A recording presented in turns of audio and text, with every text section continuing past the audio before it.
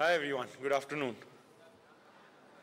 Firstly, thank you for inviting me here. I'm thrilled to be at one of India's, if not the most, reputed tech institutions in the company of some of the brightest young minds in the country. Young minds that will shape both technology and its use in the years ahead. This institution has given the world some of the finest minds across industries. From Infosys co-founder Nandan Nilekani, the late Manohar Parrikar, ISRO chairman Dr. Sivan, computer scientist Pranav Misri, Sarita Adve, to the more younger minds like Bhavish from Ola, Parag from Twitter, and to the late physicist Dr. Rohini Godbole, who championed the cause of women in science and technology. Looking at the range of your illustrious alumni, I wonder, how would you accurately define technology? What do you exactly mean by that? The general understanding is that technology is the application of scientific knowledge and tools to solve problems and improve processes. Something, your textbooks would tell you. Even our new intelligent friends, OpenAI, Gemini, Grok, will tell you pretty much the same. But is that really how you would define it? Does technology really have meaning, especially when it means so many different things to so many people? For instance, how does an aerospace engineer or an accountant or a cricket coach look at technology? Each one will be very different. If you compare it, for example, to a farmer or a Bitcoin miner. As students of technology at one of the world's top institutions, how would you define or view technology? I don't know what the essence of technology is to each one of you, but I can at least tell you what I think. I see technology as the way forward, the only way forward. Today, living without technology is like standing still while the rest of the world zooms past you. Barely a week ago, I'm sure some of you would have followed on this, Google unveiled a new quantum computing chip called Willow. In fact, it's so incredibly powerful and its computational architecture is so incredibly advanced, it's more powerful than anything we know in the world of computing. The CEO of Google, Sundar, said that it took under 5 minutes to solve a math problem that would take a leading supercomputer 10 septillion, 10 is to 25 years to solve. Just for reference, that's 725 trillion times the age of the current universe. What is incredible here is not the breakthrough itself. It is when you put that kind of power, the kind of problems that you can solve and what you can do with it. Google says that the new chip can reduce errors exponentially, a problem the world has been trying to crack for over 30 years. The newfound computing power opens up a new frontier in calculation-heavy areas like drug discovery, fusion energy, and battery design, as well as the scientific simulation of complex equations, which can go in things like weapons design, weather forecasting, and so much more. In other words, you can put it to good use or bad use. The choice is yours. In sector after sector, technology is driving progress and transforming the world at an unprecedented pace, improving lives across geographies. In healthcare, breakthroughs in AI and telemedicine are enabling earlier and more accurate diagnoses and also better access to healthcare, while renewable energy is revolutionizing our fight against climate change by making clean energy more efficient and affordable. Education is being democratized with digital learning platforms breaking barriers of distance and cost. And in areas like agriculture, precision farming tools are boosting yields while conserving resources. These advancements through the beneficial use of technology, coupled with the rise of connected devices and data-driven solutions, are shaping a more inclusive and sustainable society. On a lighter note, at home, the likes of ChatGPT, Claude, and Gemini are helping settle arguments much faster and in a conclusive manner, as compared to earlier when you had to embark on a very long, convoluted Google search. Across the world, governments, companies, groups, and people are already leveraging technology for the greater good. by committing fully to the beneficial use of technology. Estonia is a great example of digital governance, making the government itself more efficient and transparent. It introduced e-voting in 2005 as part of a drive to push e-government and digital services at all levels of society, meaning you can open a bank account, sign documents, file taxes, or even get a prescription, all of it online, never having to go anywhere in person.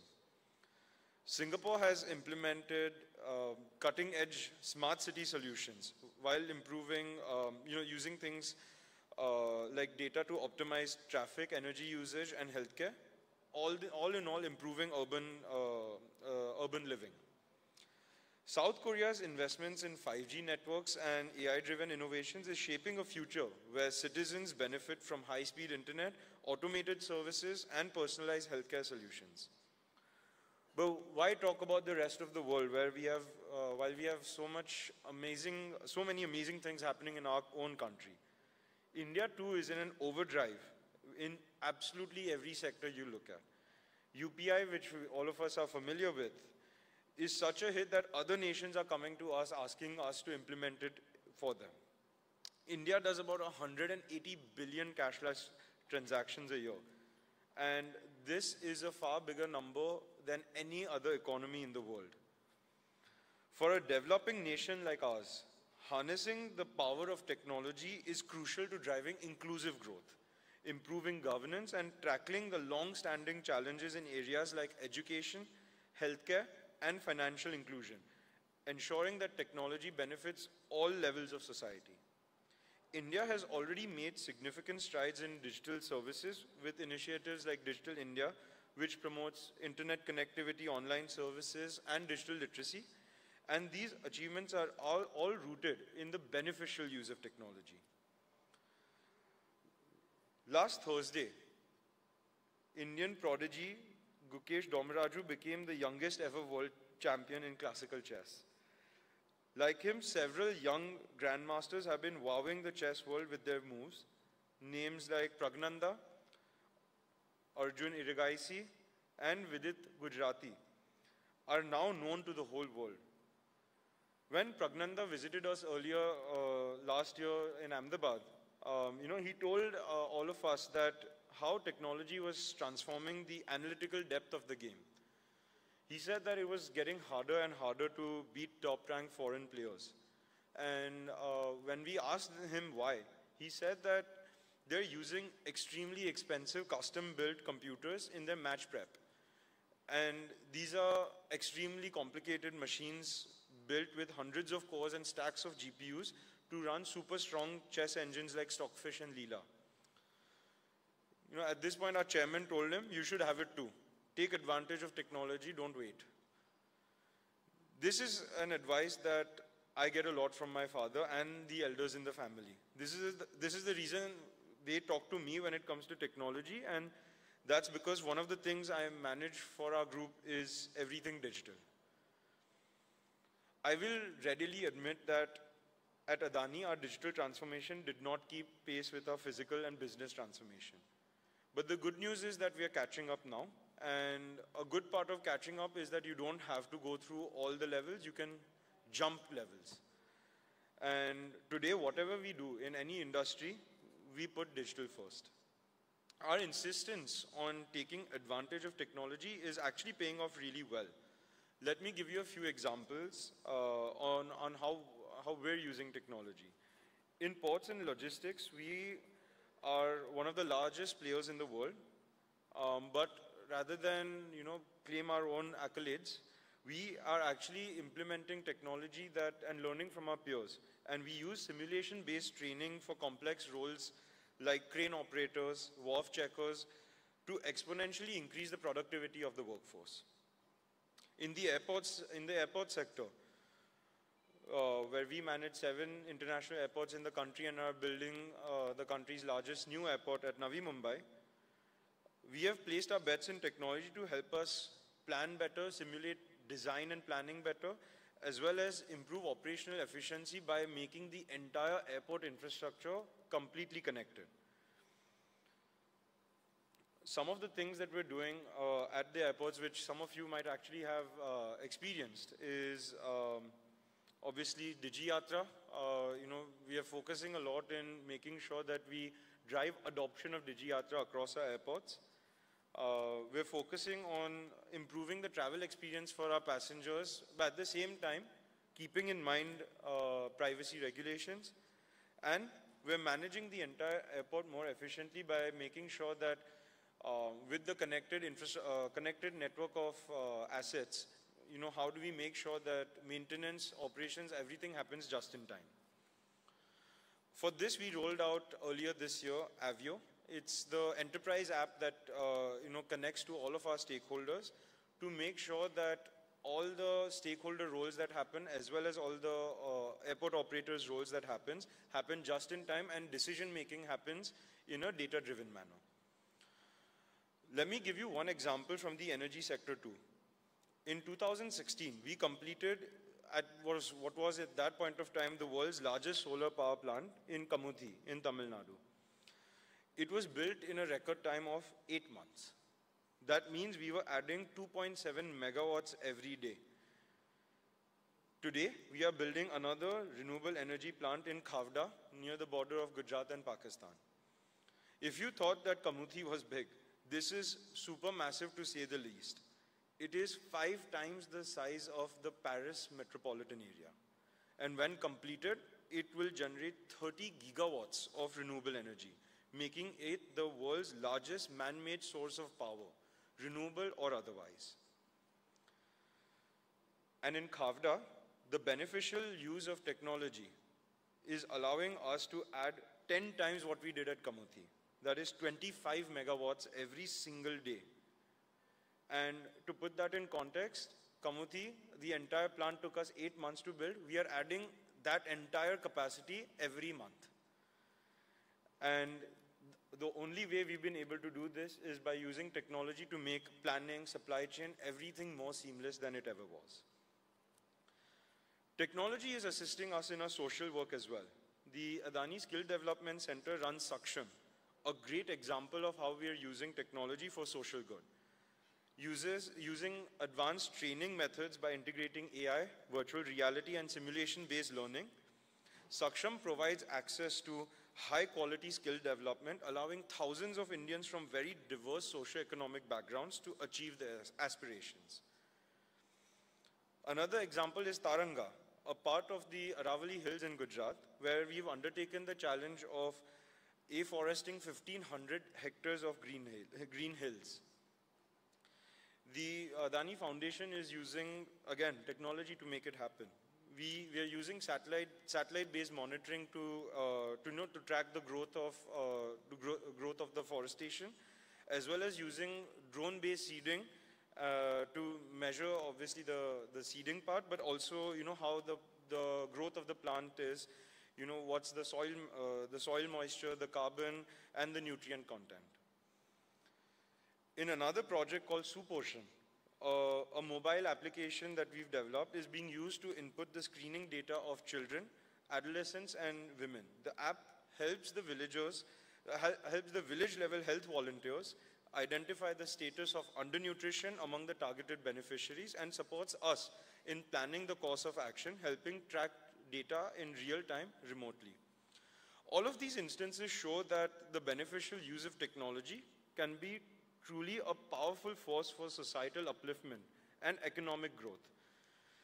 Now, unfortunately, we are also in an era where we see technology being applied for the wrong causes, and increasingly so. Fake news, deep fakes, fake photos, videos, fake money, online scams, spoofing, phishing, and endless things more. The list is, keeps on growing. As new technology comes in, people find new ways. As the scope and power of technology grows, we must be careful not to let the harmful use of technology overshadow the beneficial use. In other words, the technology is only as good as the benefit it provides.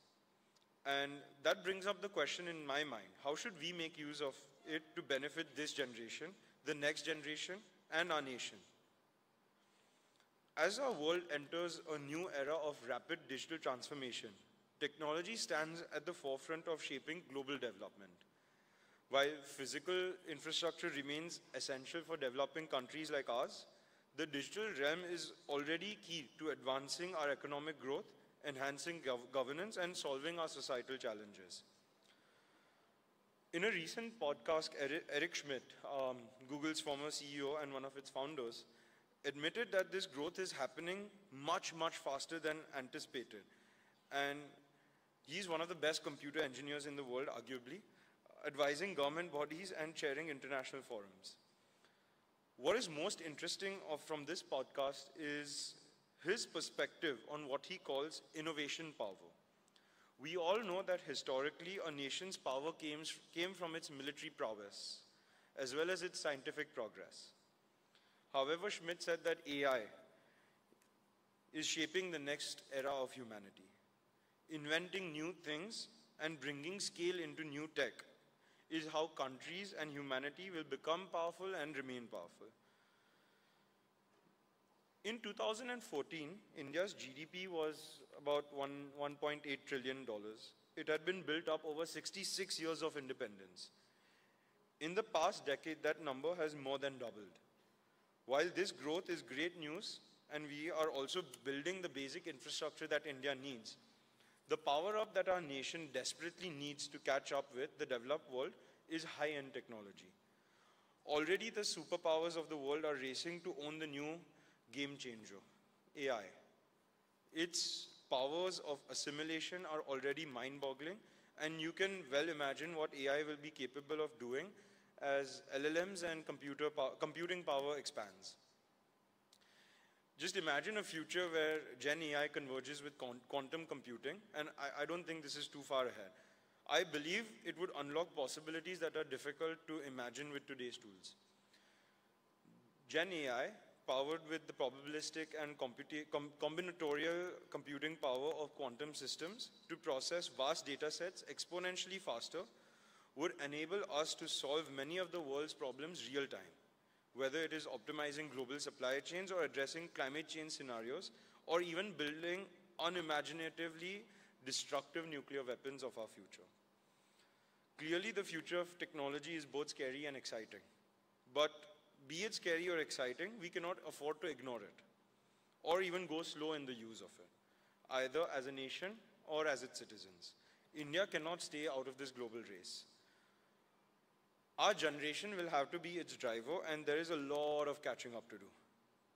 We need to build capabilities to lead India into this new technology era if we want to stay at the top of our game and realize our dream of Viksit Bharat to become a $26 trillion economy by 2047. As we stand on the brink of this new world, we must all ask ourselves how to ensure the vast potential of technology is harnessed for good. There is no limit to where technology can go or lead us, but it is our generation's responsibility to guide its journey. For that, each one of us needs to look beyond the classical definition of technology as a tool and start looking at technology as a means to fulfill a purpose, the larger purpose of meeting our society's needs. Already, our generation is surrounded by and also submerged in technology. Chasing the new wave of technology mindlessly without a larger purpose won't do us any good. Our purpose must be the anchor. Technology itself can't be your purpose if you channel your abilities towards making it work for the larger good. Today, you're here, and tomorrow you may find yourselves, like I do, in a position of influence. As educated youngsters with ability and agency, we must focus on the sanctity and responsibility of our actions, at work and outside. Technology itself is not an end, it's the means to an end. And that end we must define for ourselves as we make our journeys. We should try our very best to develop and encourage the beneficial use of technology by advancing solutions that uplift humanity, foster inclusivity, and drive progress for everyone. All at the same time, we must also be very vigilant against its misuse and ensure that it serves a purpose-driven force for positive change, for our people, for our nation, and for the world. Thank you for inviting me here and for listening to me. I look forward to a session of taking some of your questions. Thank you. Jai Hind.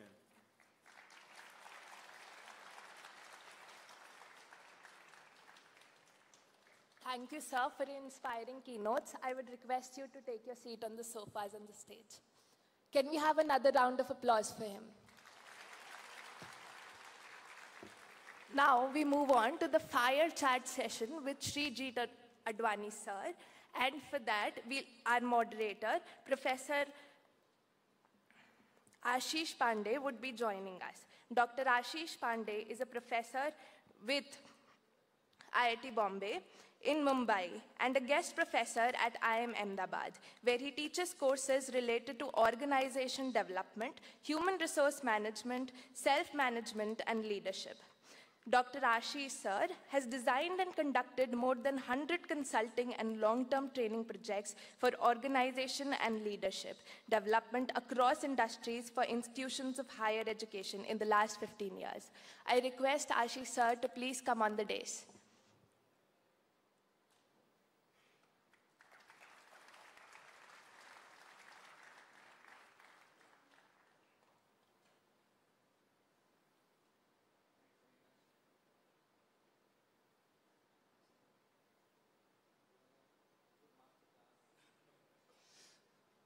Okay, so really wonderful to have a masterclass by someone who is the part of the game and who is actually defining the whole arena in the field of digitization, in the field of infrastructure. So thanks very much, Mr. Dani, for taking time out and sharing your perspective. We have kind of collected the questions from our participants, from the students. And I have kind of put it in some buckets about technology, about business, leadership, about strategy, and also a little bit about your personal experience. So this is a tech fest, and most of the technology enthusiasts whom you are seeing sitting in front, we would like to learn a little more about how digitization is happening in your group, because this is an infrastructure intense group, and so to say it's a kind of a conventional industry. Changing the processes which are related to infrastructure projects are very complex. How you are leading this digitization process in the legacy companies and the companies, and how even in last 2 years, even in the airport business, a lot of new disruptive technologies have come. So how are you leading this?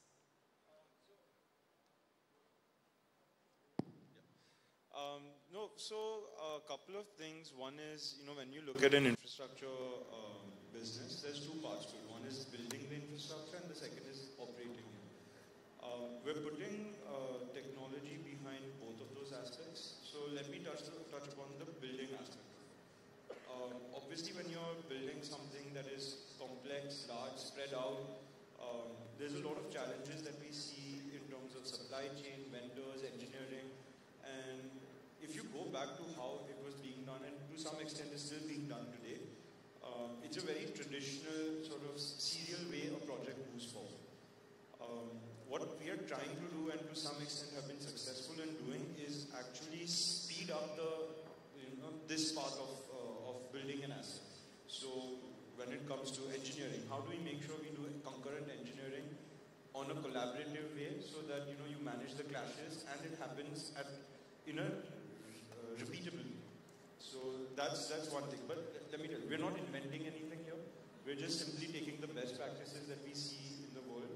And even for this, something that I spoke about is it's a tool for us. Technology is a tool just to make us faster at doing what we do best. And we feel that this is something, if we don't do, we won't survive. It's a genuine matter of survival as we go. So that's one part around how when we're building things. Obviously, there's other examples when it comes to supply chain, making sure that we reduce the cost of working capital that goes in by making sure everything comes just in time. The whole part around scheduling, smart scheduling, and real-time information tracking. That's what on the construction side we're doing. The second part is when we operate, and this is where it gets really challenging. For something that we build new, it's easy to do because you think about it in the design stage itself. That, how do I make sure that an airport, for example, is planned and designed with smart sensors in every place. A silly example I give everyone is India's been independent for over 70 years now. We still haven't figured out how airport bathrooms can stop stinking. And today it's very simple to do so. Any one of you guys here would be able to figure it out. But I think it's a very silly example, but that's to the point where I'm saying that with Navi Mumbai, which is our first fully greenfield indigenously designed airport, we're making sure that we sensorize each and every aspect of maintenance, housekeeping, services, retail, so that when we are running the airport, we don't need to have a lot of manual processes. A lot of things happen in an automated way. But yes, at the end of the day, there's still some amount of manual intervention that's required. It just happens more seamlessly. And what technology will allow us to do is to make sure that one is we keep track of everything, we measure efficiency, and we push efficiency. So we're able to identify areas which are serving as bottlenecks for us and keep pushing that to maximize productivity, maximize throughput through the airports. So that's an example of how we're doing, bringing in technology at airports. But this is happening across the group. With renewables, with our current capacity of about 11 gigawatts operating, we have upwards of 40 million solar panels on the field. Each and every solar panel is tracked remotely, and if there's any discrepancy in terms of generation versus, theoretical versus real actual generation, within a 15-minute interval, a flag comes off and someone is notified. So we make sure that the productivity of our assets is the highest in as compared to our competitors, and that's what technology has allowed us to. Great. So this is one, the technology part. And but I'm sure with the legacy companies, you have manpower who is there with you for so many years. So how you prepare your people to adapt to this technological transformation? So it's definitely a big challenge. I'm not going to lie and say it's easy to adopt technology, especially in a large organization. I'm actually envious of startups who, can overnight adopt something, don't have systems, process, people, or organization to deal with. Because with the old organization, a lot of inertia comes in terms of adopting or embracing a change. The only way, two ways of doing this. One is obviously us being a family-driven company, we're able to push a lot of things from the family, but top-down can only achieve so much. We have to invest in training people, and one thing that we've realized is even people with traditional mindsets, once they realize the potential value that they're being able to generate, or basic simple tasks become easier, the adoption really picks up really quickly. That's a 30,000 feet view. I mean, there's a lot of detailing behind it, but that's primarily how we look at it, that you have to do proper training, proper demonstration, be it through power users, etc., to drive greater adoption, but it has to start with a top-down push. Okay, so would you like to share some of the innovations in the organization happening? There's one thing called developing altogether new technology, which is not the job of the corporates, actually it's the job of the institutions and laboratories. But a lot of day-to-day innovation happen. Even if you adopt a technology, innovation happens in the form of improvisation, adaptation, making it kind of suitable to your context. Since you have kind of seen quite a few businesses and youngest person in the family, we assume that you are the most tech-savvy person as well. So would you like to share some of the innovations which have happened in the process of implementing some of these major decisions? Yeah, so on a lighter note, I'm not the most tech-savvy person. Our chairman is the most tech-savvy person because he's always browsing and trying new things. So, but Actually, there is so a he whole pushes section us. about your Yeah, yeah, exactly. We are going to come to that a little later. No, no, no worries. You know, when it comes to, you're 100% right, when it comes to technology or innovation, it's incremental innovation over a long period of time that drives sustainable change. And that's what you would teach here, that's what I've learned in college. You know, it's not, very few things actually occur, or very few innovations happen, like AI for example, which create a step jump in overall productivity or how the way of life is. You know, the smartphone was one, internet was one, AI is one now. But most of the innovations are unseen. And that's what we focus on. I don't think we pride ourselves in being an organization that will adopt every new thing that happens. Because at the end of the day, we are operating critical infrastructure. So we always have to balance risk of something new versus the stability of something proven. And 99% of the times we go for stability and wait for the new things to be proven and stabilized and adopted across a wider spectrum before we would adopt it in our operational or in our critical parts. That being said, there's a lot of non-critical areas that we have. As an example, office productivity. It's not something that's super critical. So that's where we push people to, you know, sort of start using Copilot or, you know, Teams meetings for interviews that happen with real-time video analytics. And we keep trying new things. I would say the success rate is not very high, but the good thing is every now and then something clicks. And as soon as something clicks, the adoption across the organization purely based on word of mouth, not even being pushed from the top, is quite quick. And most of this, you know, I'm happy to say that most of this innovation is driven by the team. None of this is actually, there's no central group that says that, okay, bhai, ye naya cheez hai, ab sab try karo. There's nothing like that happens. A lot of it actually comes from a lot of the young graduates that we hire. And it's our responsibility to encourage more and more of this. You know, in large organizations, that's something that a lot of times gets missed out or sort of swept under the carpet, where, you know, freshers coming in, their ideas aren't sort of respected. And that's the culture that we're trying to build, that, you know, how do we get new ideas in and not be stuck with just what we have. That's so wonderful. It is really like a masterclass, because in our courses we teach that innovation is not like a lottery.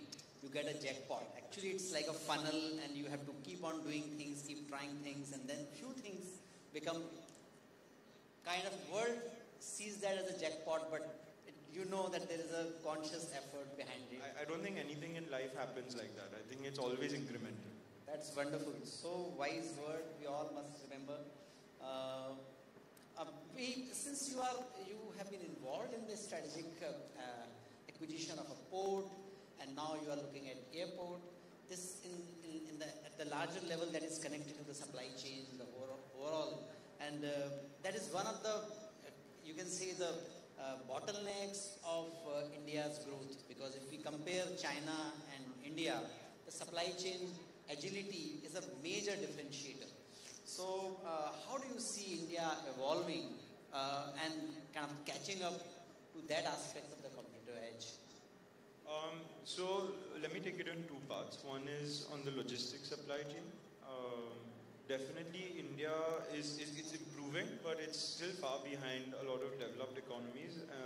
If you purely look at the logistics cost as a percentage of the GDP, India is at about 13%, if I'm not wrong. While most developed economies are at around 7-8%. 7%, yes. And while it's a percentage cost which a lot of us won't understand, what that means is that we're inherently not as competitive in manufacturing. And that's the biggest challenge India has today. The good thing is, the only way to improve this is by building world-class infrastructure. And the government policy, private players, everyone has already understood this and are investing in infrastructure, be it roads, railways, ports, airports, from a manufacturing point of view, to catalyze the growth in the manufacturing sector. And this is something that China did. China built ports that were bigger than anyone else had ever seen at a point in time where people literally asked them, are you mad? And now that the story is written, we know exactly how it was being thought. And I think that's a note that India is also taking, that don't build for 2 years from now, because the growth that we're seeing, by the time you build it, you're going to be out of capacity. And you will always be, it's like running on a treadmill, you'll be running backwards if anything. So as a group, what we're doing when we're investing in ports or roads, railways, terminals, inland container terminals, we're investing keeping in mind a 10-year growth, a 10-year horizon.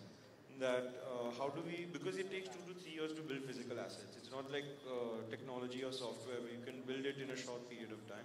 You have to plan for a longer term horizon, and given the sheer growth and momentum of this country, we know that even 10 years is not going to be enough, but at least to be balanced, we're planning for 10 years ahead, building capacity for 10 years, and then we'll see as soon as you provide the infrastructure, everyone in the world will come and say, boss, mujhe chahiye. Now coming to consumers with airports, it's exactly the same story. If you look at Mumbai, and Mumbai is a classic example of what happened in this. 2006, both Mumbai and Delhi airports got privatized, and a lot of us, we won't remember, but Mumbai was actually bigger than Delhi in terms of passenger traffic. But Delhi had a much larger capacity footprint to expand into as compared to Mumbai. So Mumbai needed a new airport 10 years ago. It's great that it's happening finally, but this should have been done 10 years ago, because what we saw was 2014, Delhi surpassed Mumbai. Mumbai was growing faster than Delhi, but it's a single runway airport. You can't expand beyond a certain limit. And that again goes to the point where capacity, we think that the air traffic is going to grow 11%, 12% on a normalized basis. It's grown 15%. So year on year, supply has always, or demand has always beaten supply. And that's one thing which I would tell everyone is that don't underestimate the power of India. I think our consumers, our demography is so powerful that anything you think is not going to work because it's too small, it's never going to be the case. It's always going to be bigger than you imagine. Again, great lesson. Now, this is a little bit of a selfish question. We really want to take the benefit of your presence here, and a lot of tech buffs, our students have asked, what are the areas, let me give you a little bit of background. It is having your own startup and business idea, sound business idea is one of the coolest things considered to be on our campus these days. I joined here 15 years ago, and that time getting a finance job was the coolest thing, but now that is not. Every kind of other student is looking for some good idea, wishes to invest time and effort, and want to build something on the technological platform. By the time they are here, not like when they go out and that time they will start it. So our incubation center is getting a lot of application these days. The number of patents have gone 3 times in last 3 years. All that has happened. Would you like to share some of the fields based on your experience? What are the areas where they should look for the deep tech or other technological kind of innovations and ventures? Sorry, I'm also an engineer. Getting a finance job was always boring. No, but you have done a lot of finance. Yeah. No. I think if you look at, to answer your question on what fields should people be looking at, I don't think there's a particular subset. It really depends on what you're interested in, because every single field today has a potential for disruption. And to be successful, you have to disrupt something. It can be the smallest thing. Look at Zepto or Instamart for an example. Did they reinvent technology? No. I think they just looked at a traditional business model and said that I can do it better. And today you see Kirana stores are getting disrupted. So I would say that there's no particular field. Consumers are obviously, that's the sort of blue-eyed industry a lot of people want to work in. But even in deep tech areas like healthcare, biorobotics, medical robotics, biomedical devices, um, aerospace, everything is ripe for disruption. All it takes is your own interest, and no field is too small. I think that's the idea. Personally, I can only talk about myself. I definitely think with healthcare there's a lot of potential when it comes to genomics, coupled with AI and quantum computing. If I look at a very, very far down the line technology architecture, if you really combine these three things together, you would completely get rid of generic medicine. Because each and every person's physiology and biology is different. How my genetic buildup reacts to a crocin is different from how yours would. And if I have the ability to synthesize and formulate medicine at a micro scale using my genomics, I think that would completely revolutionize the medical industry and the way healthcare is delivered. That being said, I'm not considering affordability or anything. This is pure technology speaking. But yeah, I think there's no field that's too small. This is what excites me the most. Longevity, medicine, there's a lot of exciting stuff happening there. And obviously around infrastructure, how we can boost productivity of our existing infrastructure that and change the way we use our in the existing infrastructure, and that will create outsized value. Yeah, that's a couple of things that excite me at least. But really, it's up to all of you guys. You have to find your own field.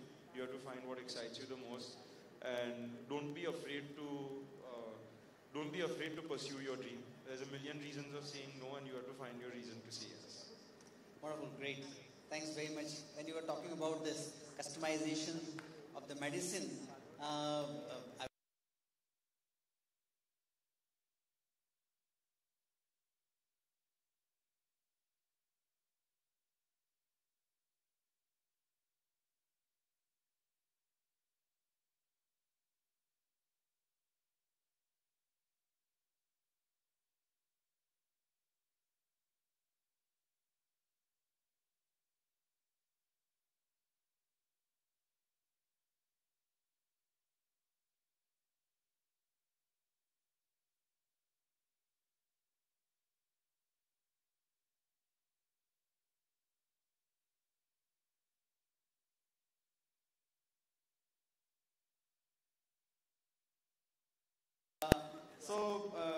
great. I would like to kind of have some words and hear from you about the inspiration from.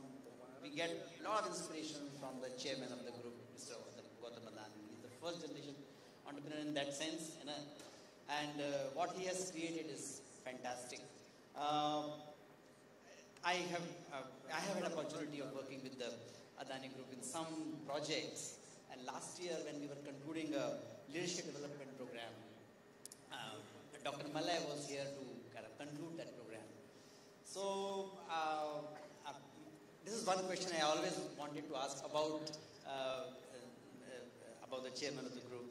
I asked Dr. Malay that your group and your leadership has taken all sort of complex projects, understandable, appreciate, and that is, you make this country proud.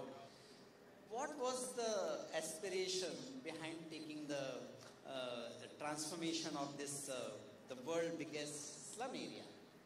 And Dr. Malay said that my chairman's answer was that, if we don't do it, I don't know who will do it. But this is something very, very important to be done, so we should take it up. So these are the kind of anecdote comes, but everybody is very keen to hear what has been your experience and what you have learned. I'm sure you have learned so many things just by observing. No, it's, I would say he's life's biggest teacher, and, I'm extremely lucky to be able to observe him 24/7.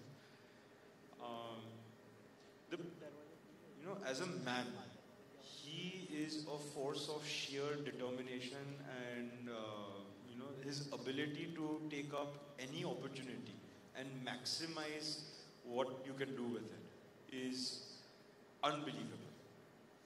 That being said, he is one of the most human people you would ever meet. His, his background, where he started from, his entire journey, and this is something he, tells us and tells us all of his stories from when he was growing up. What did he experience?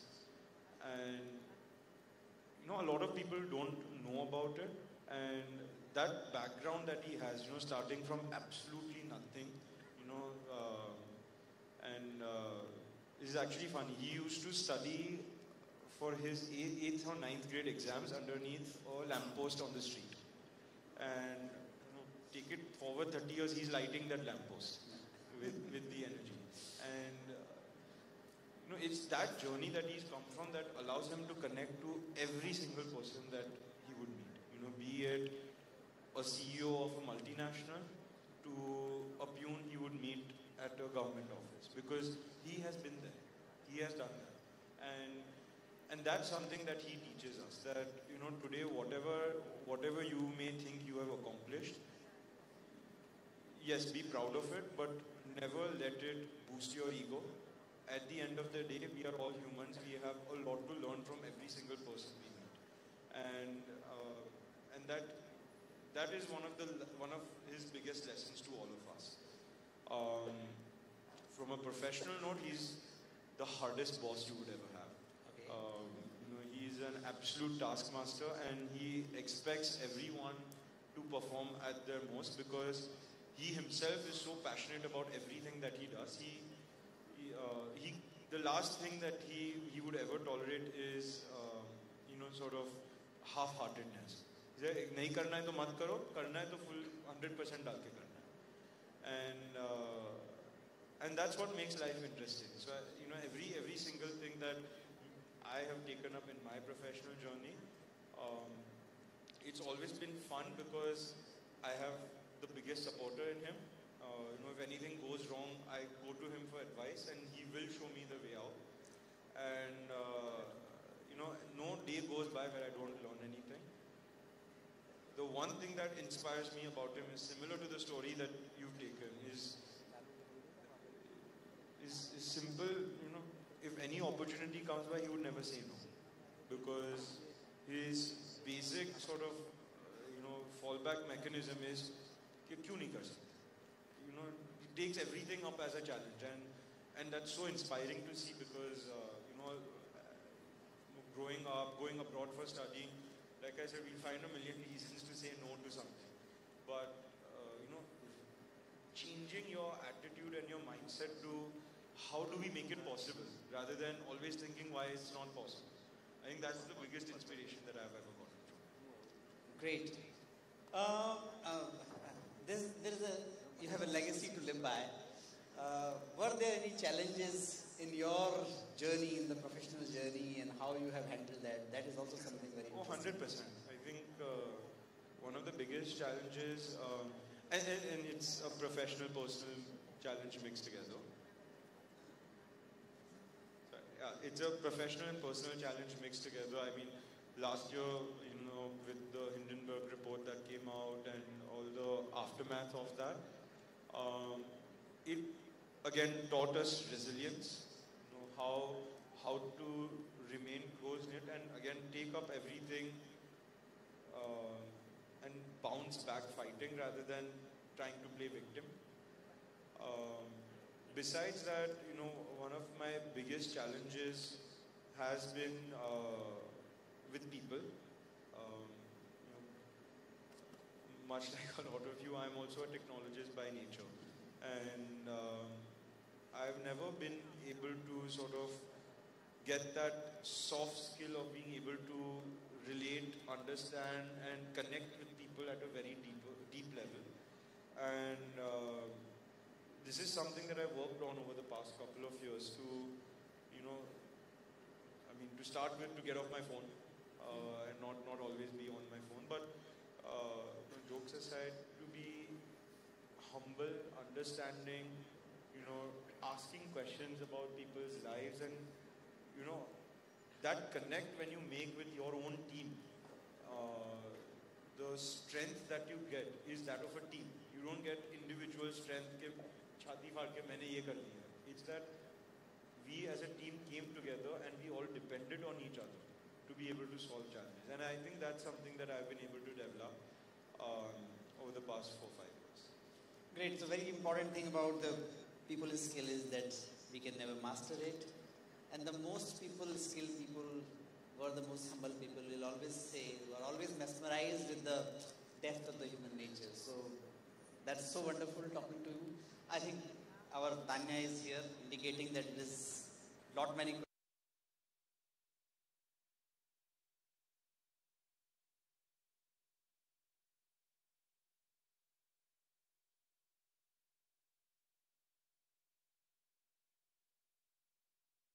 Felicitate Srijit Adani sir with a token of gratitude. And just wanted to also say, wish my best for the Tech Fest.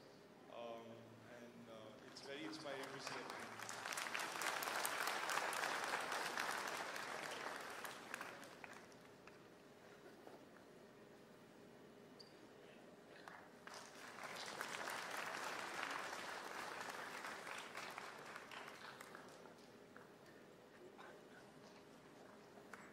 I would also extend a heartfelt thanks to Professor Ashish Pandey for his eminent time and request the OC to present him with a token of thanks.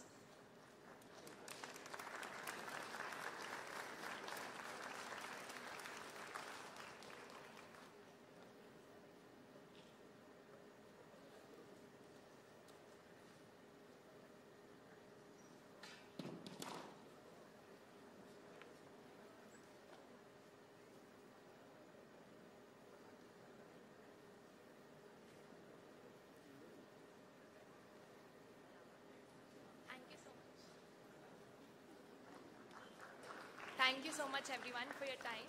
Thank you.